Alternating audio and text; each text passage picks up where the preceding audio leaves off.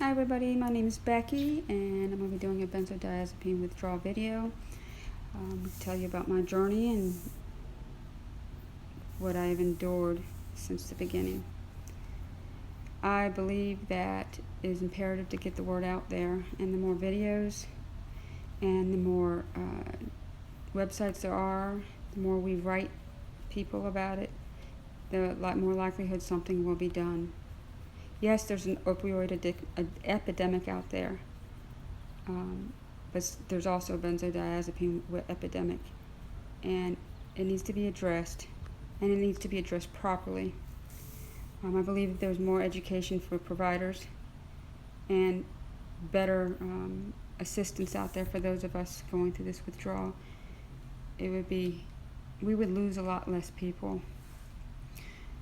So about my story, I am a wife, a mom to 3 grown kids, a grandma to 2, almost 3, and I work in the healthcare field.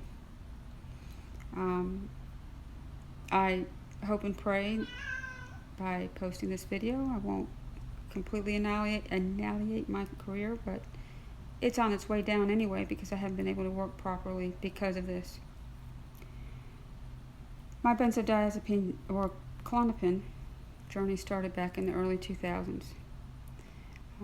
Back in the early 2000s, I was having a lot of PMS issues, and I was diagnosed with PMDD, which is basically premenstrual dysphoric disorder, which is basically PMS on steroids.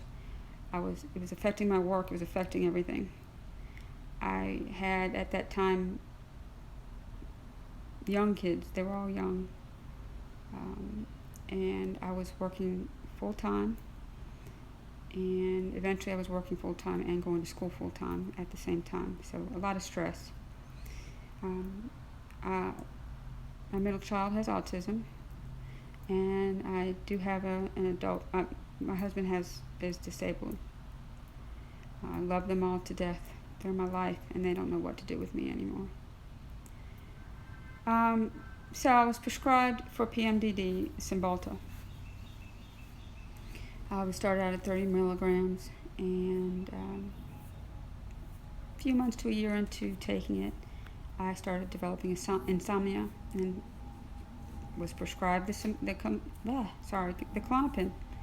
Was prescribed 0.5 milligrams to take at night as needed, and I didn't take it every night, and I can't really remember how often I took it.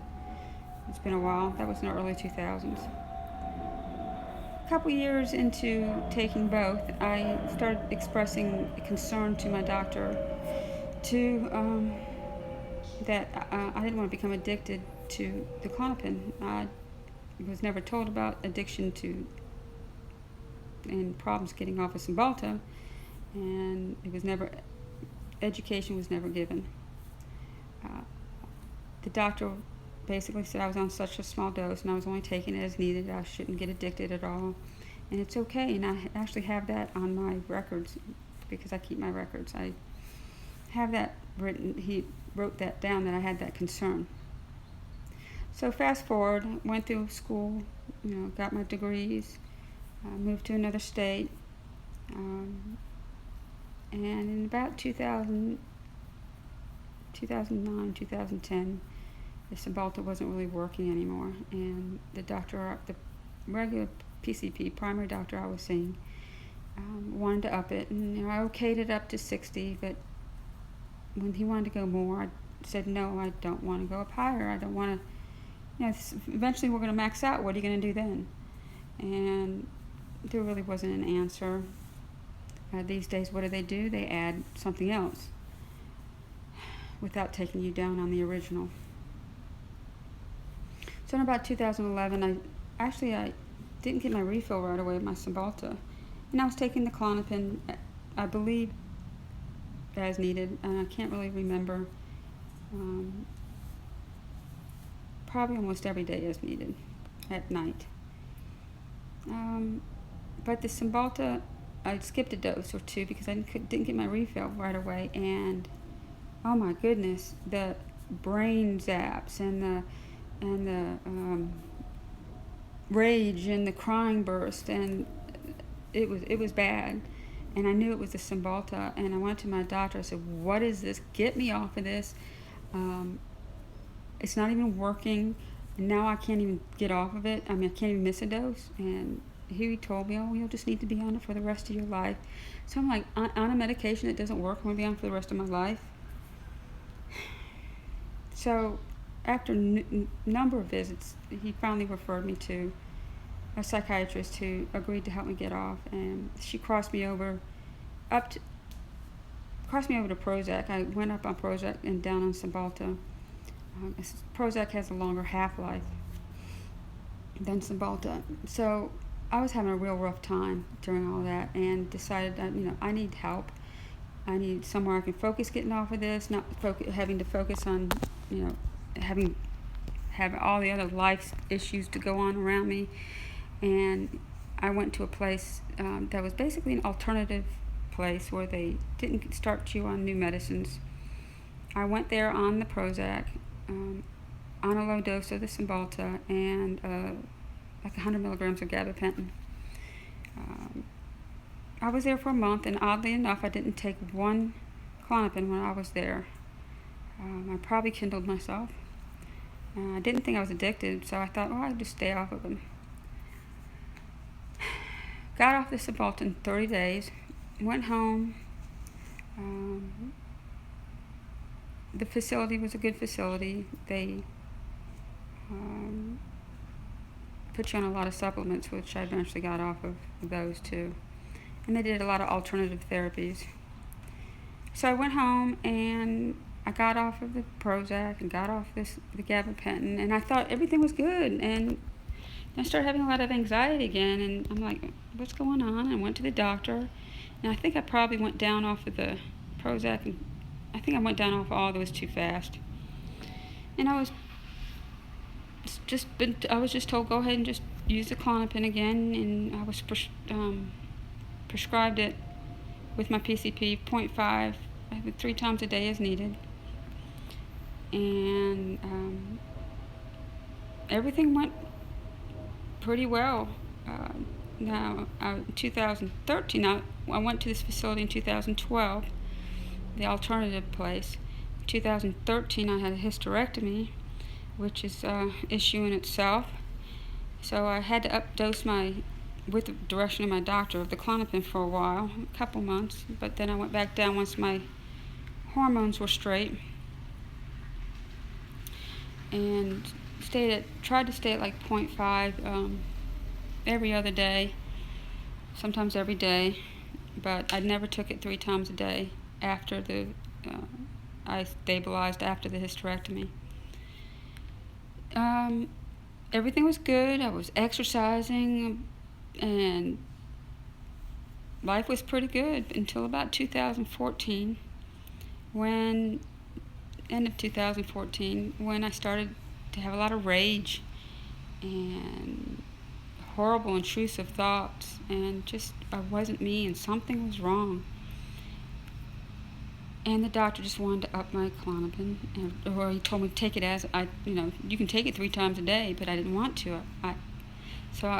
When I took it a little bit more, that 3 times a day, and it helped it a little bit, I knew I was intolerant. And that was it again. And I'm like, here we go again. I got to get off of this.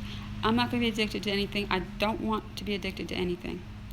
I don't want to have to keep upping my medicine, and eventually I max out and I have all the side effects from having a high dose of the medicine. I just didn't want to go through that. Went back to the doctor, and again, you need to be on it for the rest of your life. There's so many people on it. You're on such a low dose. So I wasn't getting really any help from him. So I went back to the psychiatrist that I saw to get off the Klonopin, to get off of Cymbalta, and she agreed to cross me over to Valium. Ended up on liquid Valium because I was, on a low dose anyway of the Klonopin. And it's like, here we go again. I've got to taper. And I knew about Ashton, and I knew about that I needed to taper slow. But my personality, with trying to work, I was so focused on it. I was so obsessed about it that I just couldn't do it. So in November of 15, I decided to go to a facility in Florida on detox, and this facility was scary. I mean, fenced in barbed wires, you couldn't get out, loud music at night. It was just, you couldn't heal. So I wanted out, and at first they weren't going to let me out, but eventually they did. I went home and tried to do this again, and it didn't work. And in January of 16, I went to another facility in Florida, a more well-known facility, and the doctor there, he agreed to keep going on with the liquid Valium and taper me down the rest of the way over 3 weeks. Now, 3 weeks is a lot at the detox center. It's usually a few days, and then you're done. That needs to change. That really needs to change. But he did it, and I was exercising a lot in rehab. I was keeping busy. I was still having symptoms. Sent home.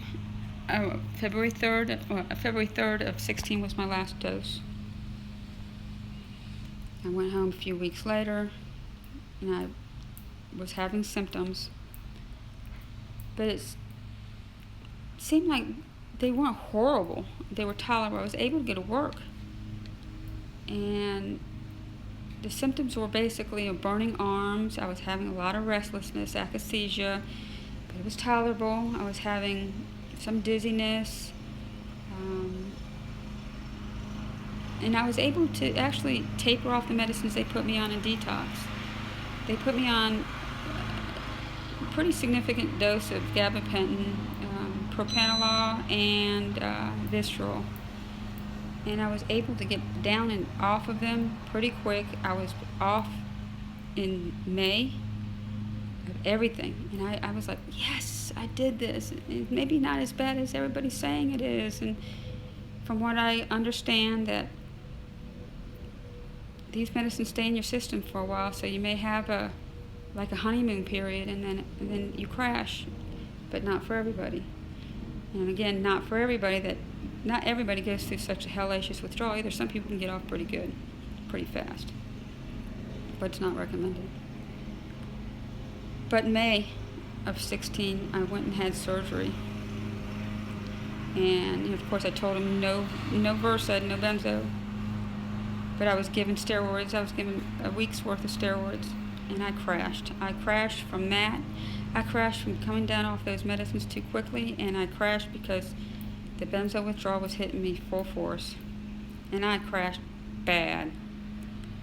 Couldn't sleep. The burning arms got worse. I peed all the time, so I was getting dehydrated very easily. I couldn't eat. I lost 30 pounds in all this. I was dry heaving. I could barely walk around the block. I barely walk down the street. A dizziness, if I said that, blurry vision. The adrenaline was through the roof. The akathisia was bad. The restlessness and the akathisia has been the worst. I have derealization, and very foggy-headed, panic and anxiety like you wouldn't believe. I still have most of this, and I'm 18 months out, but it's not as intense. So back to May. I was still trying to work, but it didn't work. I ended up going to the ER 4 times. Got treated terribly. Except for maybe the one time. This is between